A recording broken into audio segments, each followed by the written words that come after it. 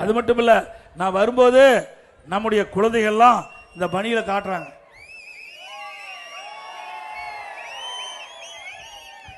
அண்ணா திமுக ஆட்சி வர வேணும், திமுக ஆட்சி வேண்டாம். என்ன எழுதியிருக்கு? மீண்டும் ஏடிஎம்கே ஆட்சி தான் எங்களுக்கு பாதுகாப்பு, அதிமுக ஆட்சி தான் பெண்களுக்கு பாதுகாப்பு. அதோட திமுக இனி எப்போதும் எங்களுக்கு வேண்டாம். யார் எழுதுனது? நம்முடைய குழந்தைகள், நம்முடைய பெண்கள் குழந்தைகள்.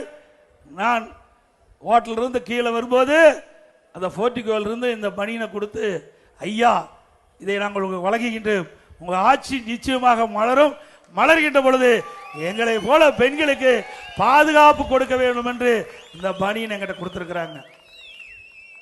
அப்படின்னா அந்த குழந்தைகள் மனதில் எப்படி ஆழமா இந்த நிகழ்வு பதிந்திருக்கு என்பதை நாம் எண்ணி பார்க்க வேண்டும்.